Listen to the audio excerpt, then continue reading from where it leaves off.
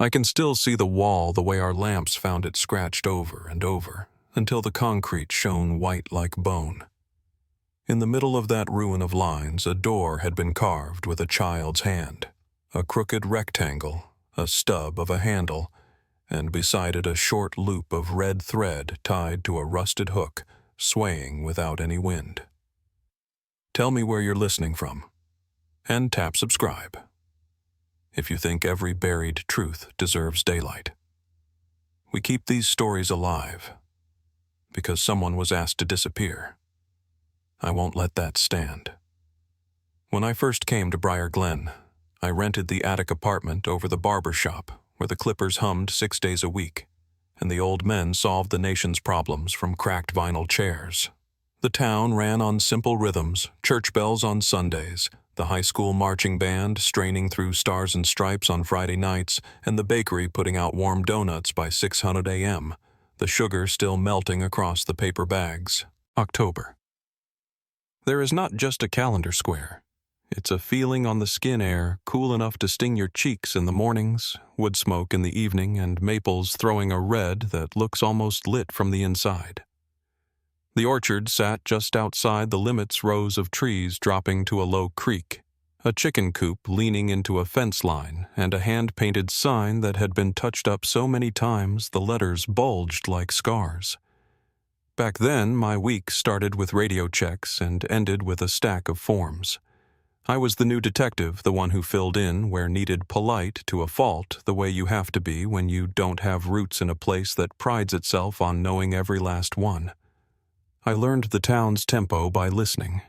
The postmaster's whistle, the grain truck's growl over the bridge, the schoolyard's bell a sharp little clang that said, "Recess is over, let's get back in line."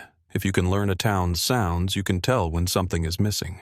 The elementary school sat on a rise with a flag that snapped on clear days and hung slack when rain threatened. I knew Miss Corwin in the way officers know the teachers who call in when a parent doesn't show steady voice, dry humor, cardigan sleeves pushed up, and a habit of squinting through her glasses like she was always reading a line just beyond the page. She taught second graders to raise their hands, take turns, and copy spelling words in neat rows. She also taught them to bring a jacket when the sky looked like pewter because she said regret was a cold thing. On the Thursday before all of it, I ran into her near the drugstore, her arms loaded with field trip forms and a plastic tub of crayons someone had donated. She laughed when the lid popped and said she'd been doing this too long to think a lid ever stays on. She told me about the apple trip like a woman checking off a to-do list she'd made every autumn for a decade bus at 9 apples at 10 cider and donuts by 11 back before 2, so nobody missed the last route home. "We've got a good group this year," she said, lowering her voice the way teachers do when they're proud. "A little club of readers. They're bright. They keep me honest." She named them Emma, Sean, Leah, the twins, and Harper, rolling the syllables like a set of marbles she didn't want to drop. Old Mr. Barley kept the orchard in a patched flannel and a cap that had been sun-faded 3 summers back. He was the kind of man who could fix a pump with baling wire and a prayer, and who offered cider in foam cups so hot it scalded your tongue if you didn't respect it. I'd seen him replace a fence post in under 15 minutes and coax a skittish pony into a trailer without raising his voice. He carried a lot in silence, most men here did. I noticed his hands first nicked stained and always gloved when he was in the back field. He said it was the brambles. I couldn't argue, but I filed it anyway the way you file a flicker you can't explain. The orchard was in its full color that week, the kind of color that pulls cars off the highway so families can take photographs with the hills behind them and pretend for one moment life will never move on. The rows looked endless when you stood at the crest. Children love that illusion, the idea of a place with no far fence. What they don't see from up there is the way the land settles beyond the last row, how the ground buckles near the creek, how a man could lose a boot in mud that looks like dry earth from 15 feet away. That far edge always felt too quiet. The leaves didn't whisper there. They held their breath. My days then were marked by reports, follow-ups, reminders slipped under my door in a looping hand from an assistant who still calls me dear when I drop by. I'd walk the square at lunch and buy a cup of chili from the diner where the owner cut onions on the same board he used to slice pie. The barber Earl kept my rent low because I changed his porch light without charge and carried packages up for his wife when her knees locked. It was a town of favors that balance out. It was a place where the patrol cars could idle with their doors open while the officer ran in for coffee, where men left tailgates down and nobody helped themselves, where second graders knew the yellow line was not for stepping over. The kids, those 6, passed through my orbit in the way all kids do before you learn their names by heart. I'd see the twins racing their bikes down Pine with their shoelaces trailing Sean with the lousy helmet that never sat straight. Leia with those gloves even when the day warmed to 65. Emma in the library on Saturdays, small face hidden behind a book far too heavy for her backpack. Harper lived near the edge of town in a foster home with a porch that carried every creak into the street. She climbed the maple in the front yard the way some children breathe steady, necessary feet, sure hands quick. A private smile when she reached the lowest thick limb and could see over the roof. If she saw me watching, she gave a little wave like a secret signal and then disappeared into the leaves. I kept one eye on October's weather because October turns on a coin. A chill can slide in by late afternoon and trick you into thinking the air smells sweet when it's the first rot underneath. That Monday carried a bright sun all the same. The farm stands set out pumpkins and pregnant-looking gourds and tied jute rope around them as if to keep them from rolling off into trouble. On my desk, I had a memo about closing a shortcut behind the mill because kids had been cutting through to the tracks. I wrote a reminder to swing by and talk to the superintendent. I drew a tiny red dot in the margin next to Orchard traffic detail in case the school needed cones for loading. Little marks like that are what keep a day from fraying. I visited the orchard midweek to ask Barley about parking the bus on the packed gravel instead of the lower lot that had turned to ruts after a series of hard rains. He walked me down the slope with that rolling gait men get who spend their days on uneven ground. He tugged at a rope barrier that crossed the gap between 2 fence posts and said the backfield was soft. He said it like a man who'd told the truth and hoped it was enough. He nodded toward the hay maze and the picnic tables with their peeling green paint. He showed me the new hand-washing station and the trick for getting the spigot to stop dripping. We stood in a pocket of shade. The air there felt out of step, cooler than it should have been, like a cellar door left open somewhere behind us. When I turned, he was already looking back toward the trees, jaw working like there was a word he didn't care to say aloud. At school, the custodian propped the double doors open with a chalk bucket, and the place smelled like pencil shavings and floor wax. Miss Corwin ran her class like a well-tuned machine with room for a little chaos. A laugh here, a story there, a pause when a child needed a breath. She'd taped a list on the whiteboard jacket water bottle. Good choices. The kids added their own note under it, club meets at lunch. She pretended not to see. Good teachers pick their battles. The parents signed forms with the slow care of people who filled them 100 times and still read every line. A father in a feed store cap folded his copy and tucked it into the pocket with his cigarettes. A mother with careful hair asked if donuts could be plain because her boy didn't like cinnamon. It was all as ordinary as rain. In a town like ours, you don't notice ordinary because it covers everything like a quiet coat. You only notice the draft when it slips under the door, and even then you tell yourself you imagined it. The draft came as a handful of small things. The bus driver stopped in at the diner and bought black coffee to go, then turned back at the door for napkins and didn't know why. He drove the route the day before with the bus empty to make sure the turn by the mill wouldn't bind him up if a car parked too close to the corner. He said he was being careful in case the leaves made the road slick. No one teased him. The new secretary at the school checked the field trip list twice and caught a misspelled last name. She corrected it with the tip of her tongue out like a child coloring inside a line. I answered a call from the orchard that afternoon. It rang once and cut. When I called back, I got a busy signal that was more hum than beep. It could have been the wire. It could have been nothing at all. The twins came into the general store that evening with a fist of change and an argument about a baseball card. They stood shoulder to shoulder at the counter, same cowlick, different shoes, and spent their quarters on bubble gum and a single pack of cheese crackers to share on the walk home. When they turned, they nearly ran into a man in a work jacket who stepped aside without looking down. The bell over the door gave a tired jingle. The clerk said the man was some cousin of someone. Half the town is some cousin of someone. She wrapped a roll of quarters in brown paper for me, a habit from years when the register liked to stick on a dime. That night, my neighbor dragged his trash can to the curb and set it just so wheels against the seam where the asphalt meets the concrete. He did that every week, like a small prayer against disorder. My attic window faced east and took the morning early. I washed my coffee cup and laid out the trousers I still had pressed from court days. I checked my flashlight and wrote spare batteries on a Post-it. I wasn't nervous. Nervous is a word for a different kind of day. I was careful the way October teaches you to be. If you were there, then you remember the smell that sits in the cracks of those weeks. Apples on the skin. Diesel at the end of the lane. Cardboard dust from the boxes stacked behind the hardware store. It is nothing to anyone else. It is a whole sermon to those who know.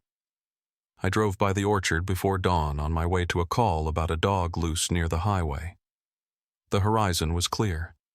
No fog in the low places, which is a blessing on a school day. The sign out front looked freshly wiped. Some kindness with a wet rag had made those old letters shine.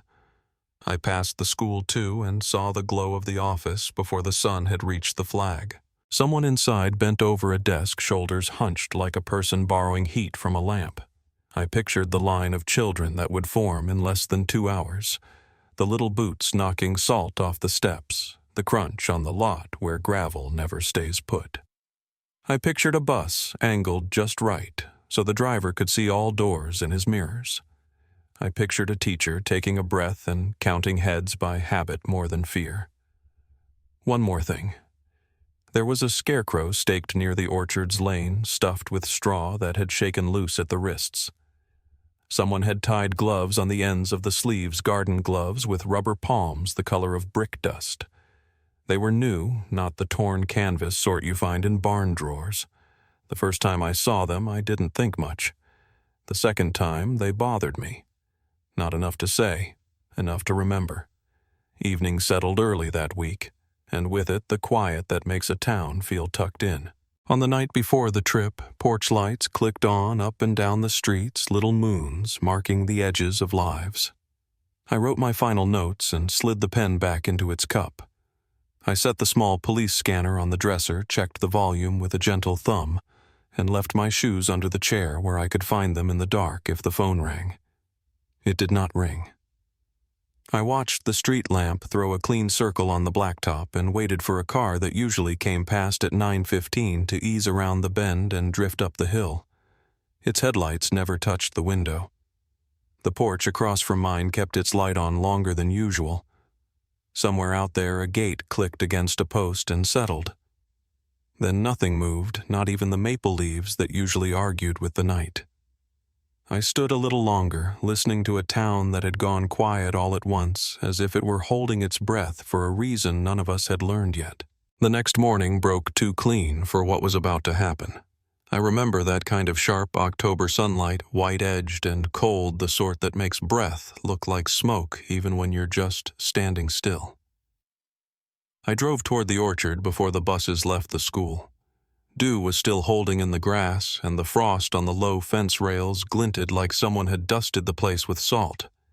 Miss Corwin was already there, her hair pinned back, coat buttoned, high clipboard in hand, giving last-minute instructions to the driver. The children were scattered in clusters, loud in the way only children can be when they're sure the day is theirs. The little ones carried thermoses bigger than their hands, and I watched that small wave of color reds, yellows, denim, corduroy spill from the bus into the orchard lane. From the road, it looked like joy. From closer up, it sounded like it too. I parked under a bare maple near the edge of the lot just to keep an eye on traffic. It wasn't official duty, just habit. You learn early in this work that a few quiet minutes of watching can save you a lot of questions later. Mr. Barley was standing by the gate, leaning on his cane, the same tight grin on his face. He waved to the teachers, warned them again about the backfield routes are soft. Stay clear past the coop. I nodded when he saw me, that neighborly acknowledgement that doesn't need words. I remember thinking he looked smaller than usual, like his jacket had grown a size overnight. The orchard itself was wide and calm. I could hear the creak of wooden ladders and the scrape of baskets on bark. Cider simmered in a big pot near the stand, and the smell carried across the wind a mix of sweet and smoke that made even the deputies on patrol slow their cars for a second. I left after about 30 minutes. Everything looked fine. The air was sharp, the children laughing, the teacher waving. I told myself there was nothing to worry about, and there wasn't, at least not yet. By early afternoon, I was back at the station going through paperwork. Around 2:30, the dispatcher picked up a call that came through so fast and high-pitched she had to ask twice for the location. Brier Glenn Orchard, 6 children missing. Her pencil rolled right off the desk. The room went still. That kind of still that feels physical, like the air folds in on itself. I was already out the door when the next call came through, a teacher down, possibly fainted, no sign of injury. I drove with the siren off after the first mile. Sometimes you learn the difference between speed and preparedness. When I reached the orchard, the light had already begun to lean west, gold slipping toward gray. Parents were crowding the entrance, voices overlapping, everyone asking the same question in different ways. Is it true? Miss Corwin sat on a hay bale wrapped in a blanket, her face chalk white. Her mouth moved before the sound caught up. They were right there, she kept saying. I crouched down, tried to steady her voice with mine. She listed names: Emma Shawn, the twins, Leah Harper, and shook her head after each one as if to erase it. Around us, the other children huddled in small groups, their laughter gone. You could hear the wind moving through the trees again. That was the first thing I noticed, how quickly sound can leave a place. I asked Barley where he'd been. He said near the tractor shed, changing a belt. Didn't see or hear anything unusual. His answers were simple. Too simple. I walked the fence line toward the back where the rope barrier sagged. The ground back there was darker, richer, too damp for this time of day. I knelt and touched the soil. It held the shape of a small shoe, and beside it another overlapping turned inward. 6 sets of tracks scattered and stopped near the base of a low hill where the orchard dropped off. The grass was flattened in a narrow line heading north. "Bring the dogs," I called over my shoulder. "Now." The K-9 unit arrived within the hour. The handlers kept their voices low. The dogs pulled toward that same patch of ground, noses down, tails stiff. They barked once, twice, then whimpered, a reaction handlers hate to see, because it means scent ends abruptly. It was as if the trail just folded under itself.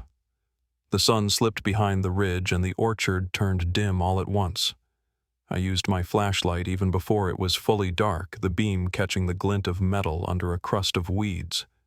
It was almost level with the ground, a round lid, iron or steel painted, once the color long gone. The handle had been welded into a loop. It was heavy enough that it took 2 of us with crowbars to pry it loose. When it came free, a rush of stale air climbed out like the exhale of a long-buried cellar. I leaned over the opening and aimed my light down. 10 feet below the beam caught the edge of a ladder rusted through and something soft, half buried in dust. It looked like fabric. We rigged ropes and climbed in. The chamber was small, rough concrete, cold enough that my breath clouded. The smell wasn't rot exactly, it was old water iron and mildew, the scent of a space that hadn't seen daylight in decades. My light moved across the wall. The scratches were the first thing I saw. Child-sized, uneven, gouged, deep enough that dust had settled in the grooves. There were names too, 5 of them. Emma, Riley, Sean, Leah, Toby. No Harper. Beneath those, someone had tried to write something else, faint, half-finished, but the surface had chipped away. I called up to the team. "We've got markings, looks recent." My voice didn't sound like mine. It came out thin, like it had to fight the air to travel upward. A few feet from the ladder lay an old mattress, the fabric-torn stuffing pulled out in handfuls. Nearby, a child's sneaker canvas, small a size you don't forget once you've raised your own. I picked it up with gloved hands and felt the weight of dried mud clinging to the sole. In the far corner, something caught the light, a tin box rusted through, still latched. Inside were small things, foil gum wrappers, a torn corner of a school photograph, a scrap of paper folded tight around a cassette labeled Day 1. I could see the faint handwriting blocky and deliberate, as if someone had practiced the letters before pressing them into the label. Back on the surface, the orchard was lit by flood lamps, now blue uniforms moving between the trees, parents held back by tape. Reporters were already arriving, headlights flashing against the fence posts. Miss Corwin was in the ambulance answering questions in fragments. "We took the group photo at 11, she kept saying. All 6 were in it. All 6. I watched her hands. They wouldn't stop shaking. Barley stood off to the side near the chicken coop thermos, untouched at his feet. When I approached, he straightened his back as if he'd known I would. "You've been here since this morning?" I asked. He nodded. "Anyone else on the property? Just the school folks? Nobody else? You know how quiet it gets back there." He looked past me toward the taped-off field. I told them not to go past that line. His voice was steady, but there was something under it, a tightness that doesn't come from fear, more like irritation. People who want to be believed often sound tired instead. By midnight, we'd sealed off the orchard. State police set up floodlights, their beams cutting white across the trees. The wind carried the smell of wet leaves and gasoline. We brought in portable heaters, though no one used them. The dogs refused to re-enter the hatch area. Every handler noted it. I wrote it down because habits keep you upright when the ground starts shifting. At dawn, frost rimmed the edges of the hatch. The forensics team in suits moved carefully down the ladder cameras, flashing in quick bursts that threw ghosts on the walls. I walked the perimeter with Pike, the younger deputy, who'd been first to arrive. He was quiet until we reached the far fence. "You think they're still alive?" he asked.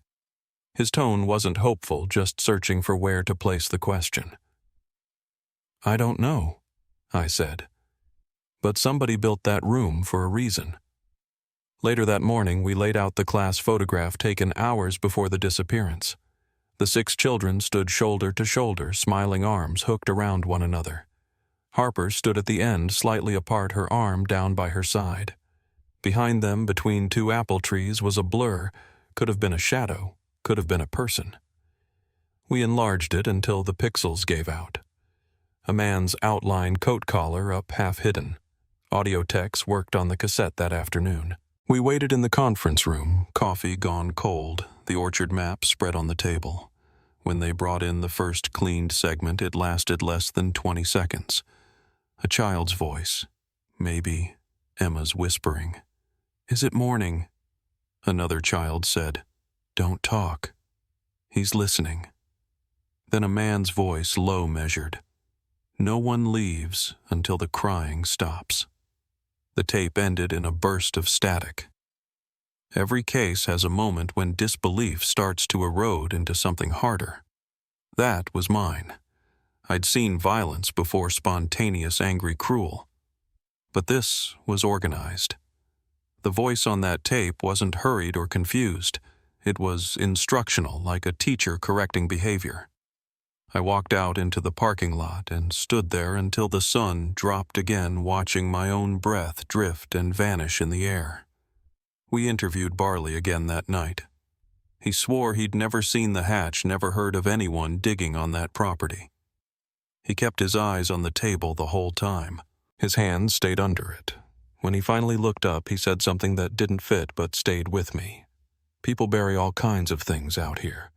Roots grow over them, and the land forgets. He was released at dawn. We had no reason yet to hold him.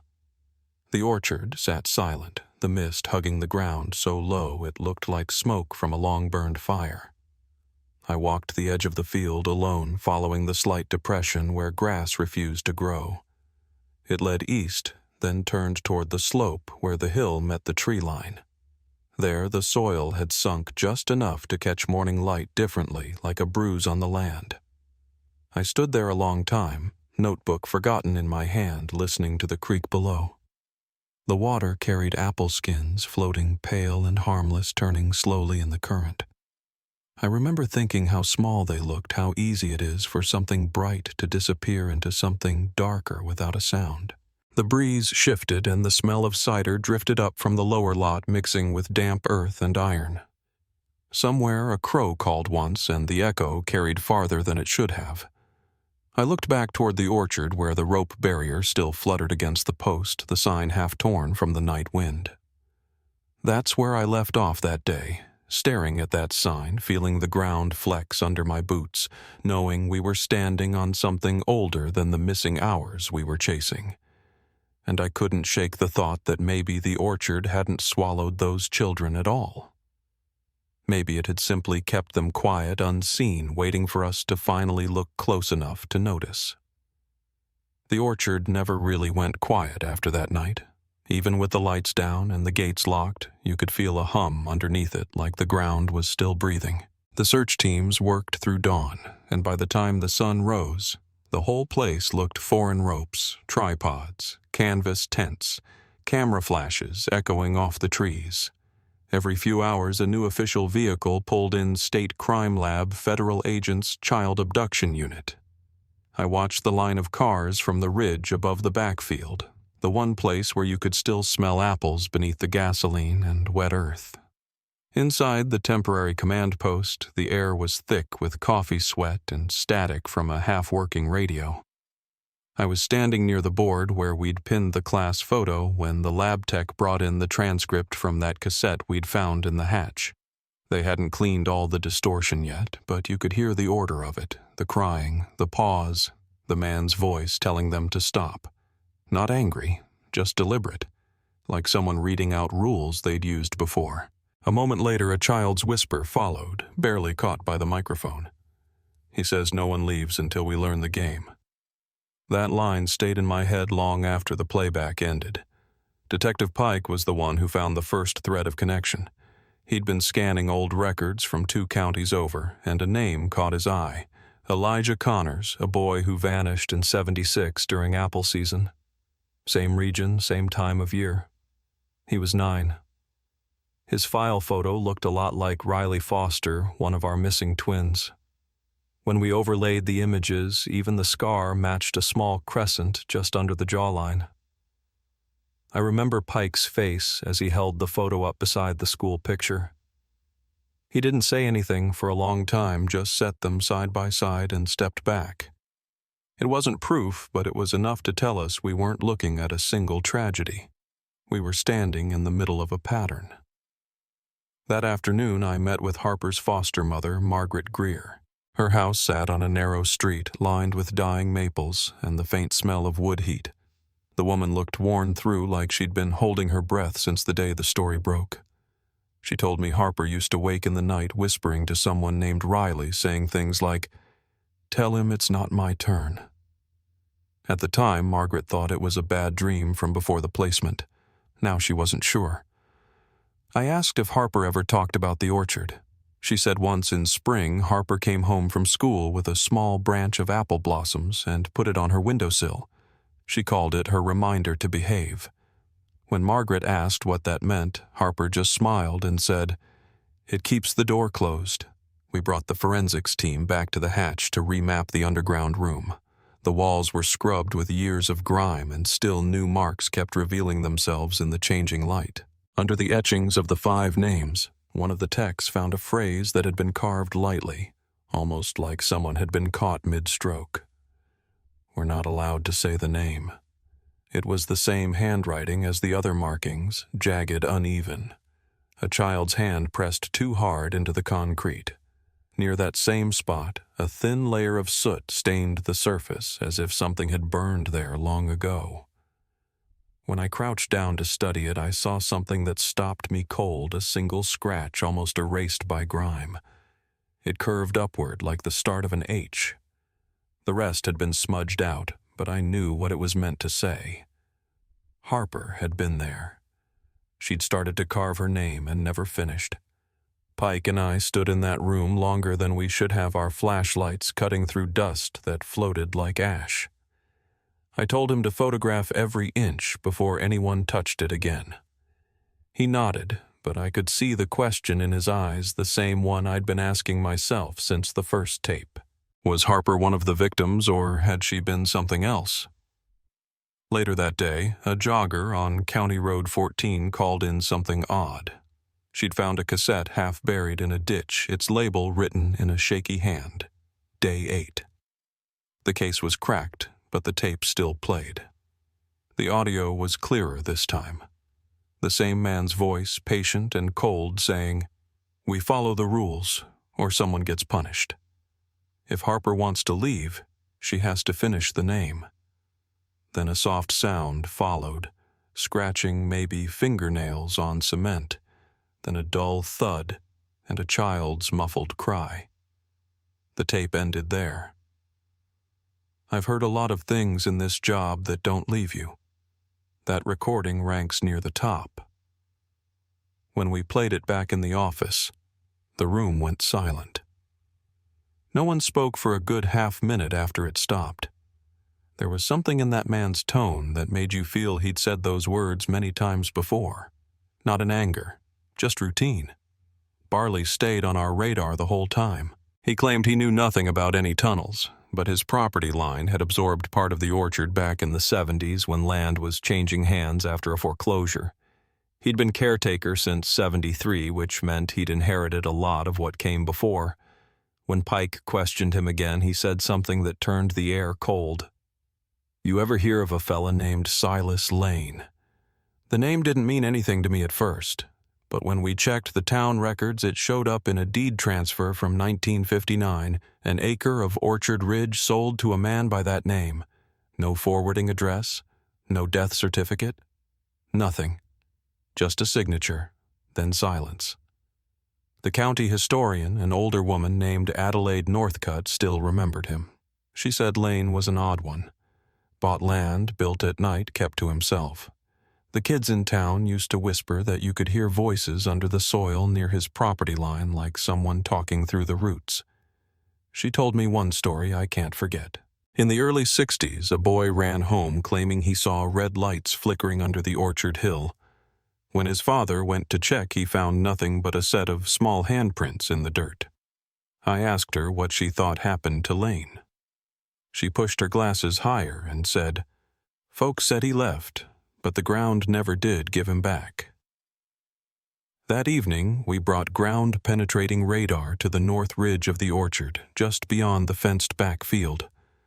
The scan showed a straight line of disturbances about a dozen 6 feet apart, evenly spaced. At first, the techs thought it might have been old drainage work. Then one of them hit metal. A shallow dig brought up a rusted locker buried upright in the soil. Inside were children's clothes, folded small brittle from time. At the bottom was a shoebox marked rewards. Inside we found strips of paper written in different childish hands, sentences like, "I did good and no crying today." Every single note ended with the same mark, a loop of red yarn tied through a corner.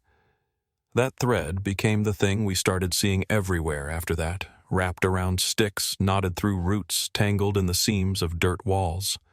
Someone had used it as a marker, maybe a ritual, maybe a rule. When the lab ran fiber tests, the results turned my stomach. The yarn wasn't just thread. It was mixed with human hair, thin, long strands, all from girls. Back at the sheriff's office, I went through Harper's foster files again. There was a gap between her first placement and the Briers, almost a full year unaccounted for.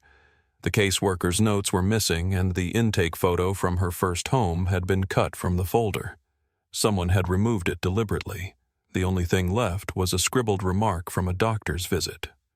Small laceration on left palm, says she fell on wire. I looked at the photo from her current file, the one taken that fall. You could still see the scar, faintly a diagonal line from thumb to wrist. That same night I drove back out to the orchard alone. I shouldn't have, but cases like that have gravity. You tell yourself you're just checking a perimeter, but really you're going back to listen. The wind had died down, and the sky was the kind of clear that makes sound carry too far. The floodlights had been packed up, and the trees were black silhouettes against the frost. I walked to where we'd found the hatch, crouched beside it, and put my hand flat on the concrete rim. It was cold enough to bite. Somewhere below me in all that sealed air and memory lay the things we hadn't found yet. I could feel that truth in my bones. Before I left, I looked toward the ridge and saw a faint shape moving near the fence line, small, quick gone before I could focus. I told myself it was a fox. I wanted to believe that. But when I reached my car, I noticed a single strand of red yarn caught in the hinge of the driver's door, twisting lightly in the breeze. It could have been nothing, just thread carried on the wind. Still, I folded it into my pocket before I drove away. The next morning, I laid that thread on my desk beside the evidence bag from the locker. Same fiber, same knot. I wrote one line in my notes. The orchard keeps what it's taught. I didn't know exactly what that meant then, but I felt it was true. As the week wore on, the news spread farther. Reporters called it the Vermont orchard murders, though we still had no bodies, just echoes. Parents from all over the county pulled their children from school. The buses ran empty. Every night, the phone at the station rang with tips that led nowhere, sightings of strange men, lights in fields, dogs digging at old wells. And every night, just before I turned off the lamp, I'd play the last seconds of that first tape. The child whispering, "He's listening." The quiet breath that followed. Then the click of the stop button. I began to think about that man's voice differently, not as a single killer, but as something inherited, passed down like a rule book. A set of rituals that had been practiced long before those 6 children ever set foot on that property. The red thread, the etchings, the game. All of it pointed to repetition. Someone teaching. Someone obeying. On my last visit to the orchard that fall, the ground was hardening under frost. The leaves were gone, and the trees looked skeletal against the sky. I walked past the coop and the old rope line down to where the soil still bore the outline of our excavation. The air there had a weight to it, thick and low, as if sound itself didn't want to move. I crouched near the hatch again and listened. Nothing. No birds, no wind, just the faint creak of branches shifting overhead. Then just for a heartbeat I heard it, a scrape-light metallic far below. It might have been my imagination, or it might have been the echo of work that hadn't finished. I stood up, brushed the dirt from my palms, and looked out across the orchard. The sun had dipped low enough to bleed orange through the last mist, casting long, narrow shadows that reached toward me like fingers. Somewhere out there was the answer, buried maybe just a few feet deeper than we'd dared to dig. And as I turned to leave, the red thread in my pocket tightened itself into a knot. I didn't pull it loose. Some things you wait to understand. By the time the first snow brushed over Windham County, the orchard was quiet again, officially closed chain on the gate. No trespassing signs nailed to fence posts that had stood there long before me. But silence doesn't mean peace.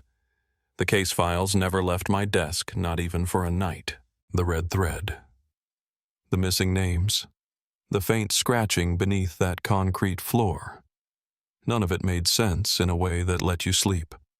I was working late when the evidence clerk came in holding a small manila envelope.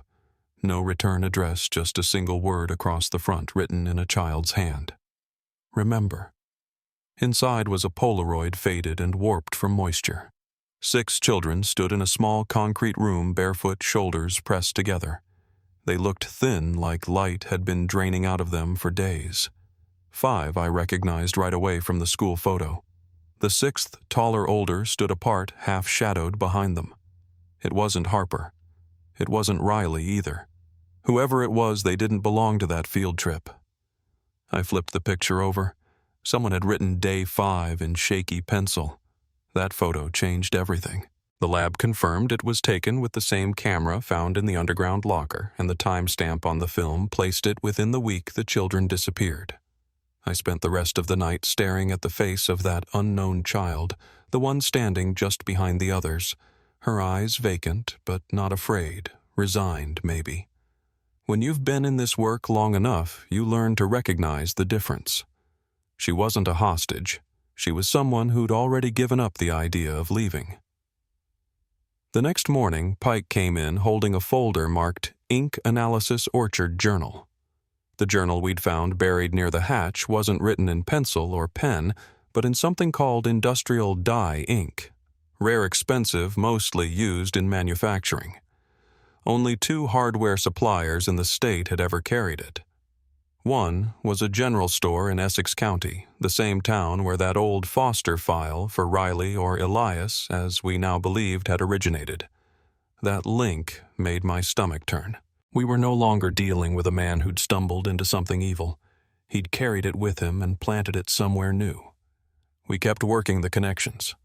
Silas Lane, the man Barley mentioned, had purchased the northern ridge of that orchard in 1959. County deeds showed he'd built a small shed and an outbuilding that burned down in 1963.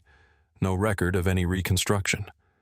But when we ran fresh radar scans over the ridge that fall, the readings showed voids, pockets underground lined up like rooms. The excavation team moved slow shovels first, then brushes. By dusk, they hit wood. A door horizontal sealed with tar that cracked like old leather when the light hit it. Underneath, a narrow passage led to another chamber, smaller, cleaner than the first shelter. The air inside was stale but dry, preserved by cold and depth. There were 6 doors each, numbered in chalk, and a 7th marked only by a circle with 2 dots above a line. We opened them one by one. Each was about the size of a pantry, a cot pressed against the wall, a single light bulb overhead that hadn't burned in decades. In the 3rd room, we found a stack of cards labeled with names and notes. Emma, selective mutism, clings to Harper. Toby, compliant. Riley listens well, does not blink. It wasn't an experiment in the scientific sense. It was conditioning repetition. Every rule we'd seen scrawled in that notebook.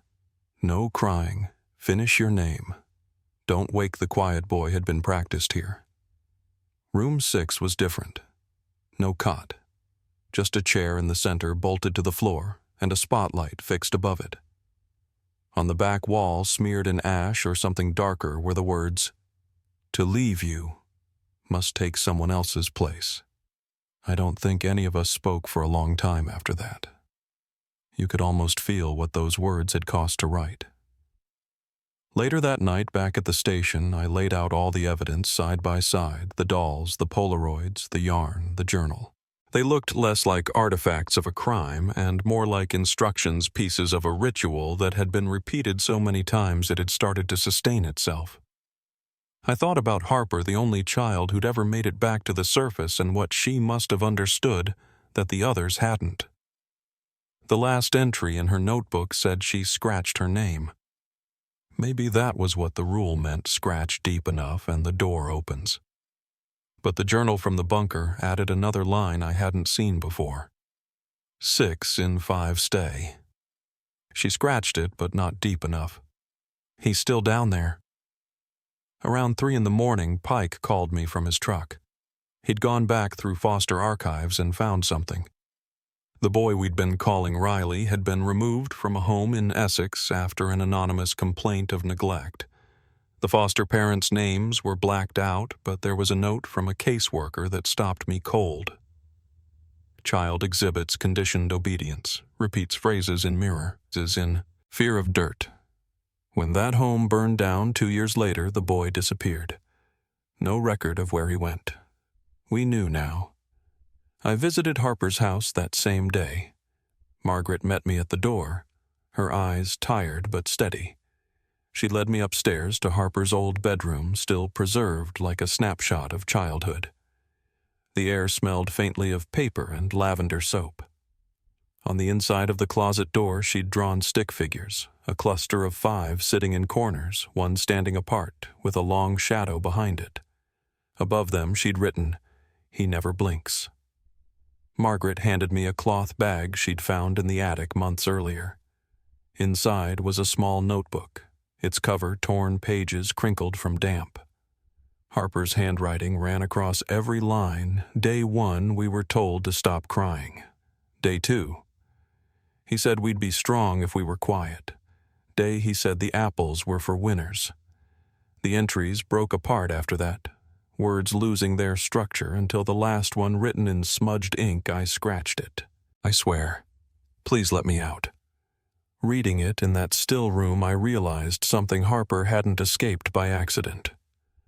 Someone had chosen her to leave. Someone had to stay in her place. The old Polaroid made sense then.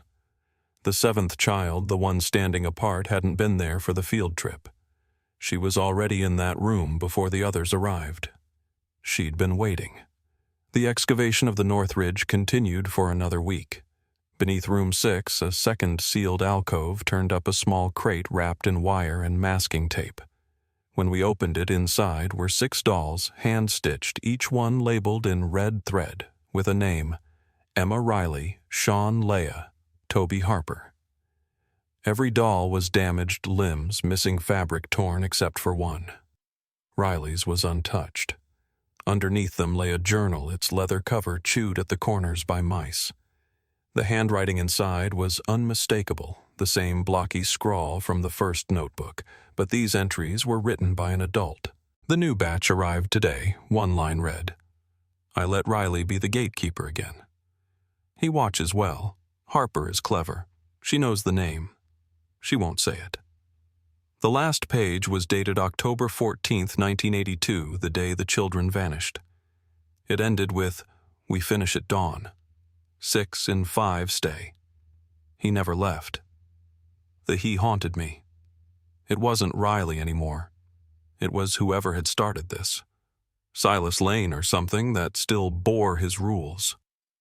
I started to think of it less as a person and more like a system that needed participants, someone to teach someone, to learn someone to remember. Maybe that was why the cycle never stopped. When I brought the evidence to the hospital where Miss Corwin was still recovering, she listened without interrupting. Her voice was thin, but she managed a whisper. He called their names, said the apples were for the winners. I asked her who he was. She stared at the wall a long time before answering. "The one with the gloves. The one the boy said was already dead." Then she closed her eyes. By then the FBI had moved in to take over. The orchard was fenced off, sealed as a historical crime site. But for all their technology, all their resources, they never found a single bone belonging to those 5 children. The ground gave us only fragments, buttons, bits of fabric, a broken Polaroid camera still loaded with film. That last photograph showed 5 figures standing close together, the faint outline of a man's arm stretching from the shadows behind them. The flash had overexposed the glove on his hand, making it look almost white. The town held its breath through the winter. Families lit candles on their porches. The school kept 6 empty desks in the 2nd grade classroom until the new year, then quietly removed them. The orchard sat dark snow drifting over the scar of our excavation. On some nights, when the wind blew just right, you could still smell the iron tang of wet soil and old apples, sweet and sour all at once. On my final visit to the site that season, I walked the perimeter alone. The frost crackled under my boots, and every sound felt magnified by the cold. I stopped near the edge of the ridge where the first hatch had been sealed over with concrete again. My flashlight caught something small wedged in the dirt, a piece of red thread knotted at both ends. I picked it up, carefully wrapped it in tissue, and slipped it into my pocket. When I turned to leave, I noticed the faintest impression in the snow beside the hatch, a footprint. Small barefoot toes pointed toward the trees. I told myself it was old, maybe left from a boot that had worn down its tread. But as I stood there, I couldn't help but feel that same presence from the night I'd come alone, the sense that the orchard wasn't done with us yet. Somewhere under that frozen ground, the story still lived. And I knew before spring came, it would find a way to finish itself. Snow came early that year, heavy and wet, the kind that bends the apple trees until their branches touch the ground. By the time the county sent word that the orchard was finally being leveled for good, I was already retired. Still, I drove out to watch the machines roll in. The land looked smaller than I remembered. Most places do when time takes the edge off your fear. They'd fenced off the north ridge, and the trees there were nothing but gray ribs sticking up from the white. The wind carried that same sour, sweet smell of old fruit, faint, but still there, as if the ground hadn't forgotten what was buried under it. The FBI wrapped their investigation months before I left the department.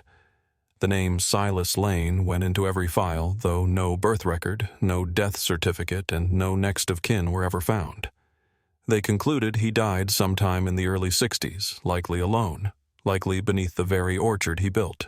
But the deeper we dug, the more we found traces of someone else's handwriting that wasn't his notes written decades apart, all echoing the same rules. It was as if those words had outlived the man who wrote them, passed down like a secret someone couldn't stop repeating. The case closed officially with no bodies recovered, no trial, no conviction. Just evidence sealed in boxes labeled educational materials, as if that word could soften what those children endured. For a long time, I thought that would be the hardest part, the absence of justice. But it wasn't. The hardest part came later, when people stopped talking about it. When the news trucks left and the town tried to return to the rhythm of potlucks and parades and quiet Sundays.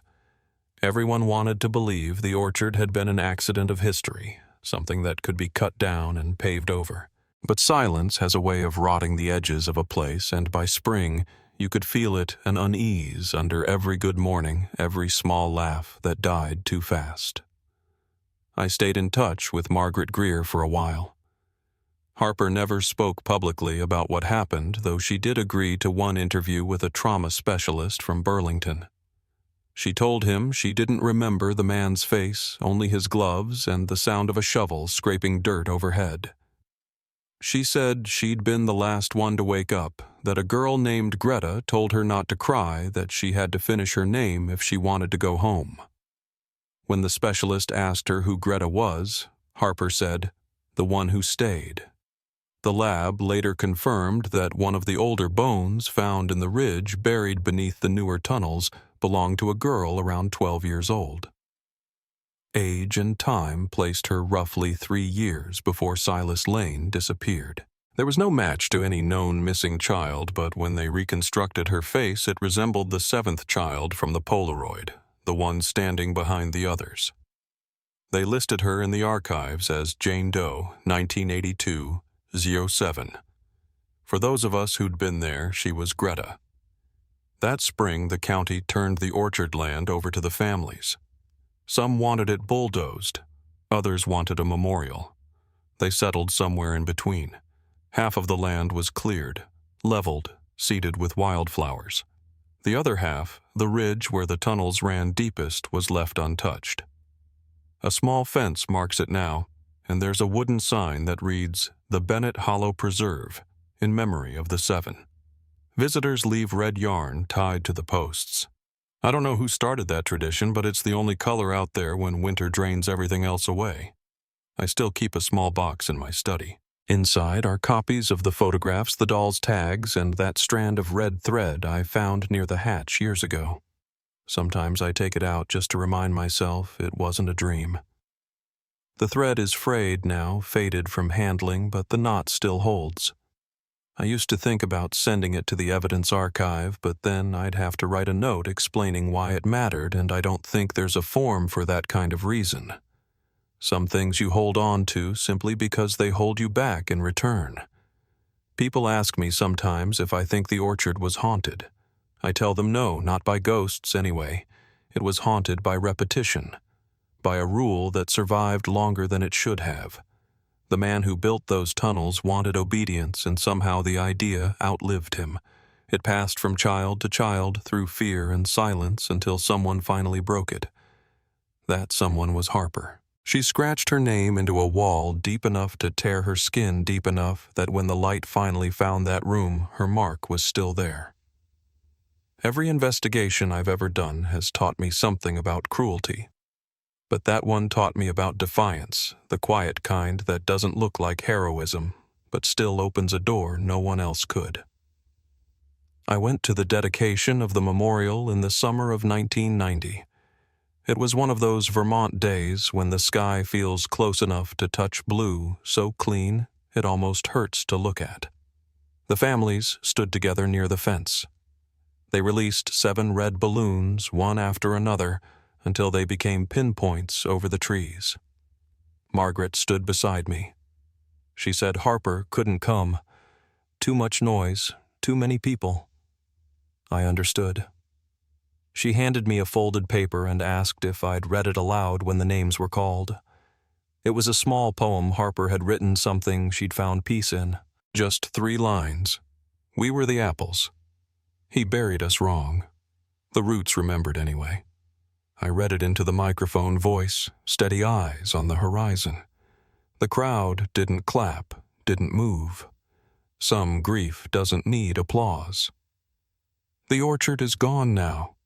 A few old stumps remain gnarled and hollow, the kind kids carve initials into without knowing what used to stand there. Every fall, the wildflowers grow tall, red and yellow, covering the ground where the hatch once was.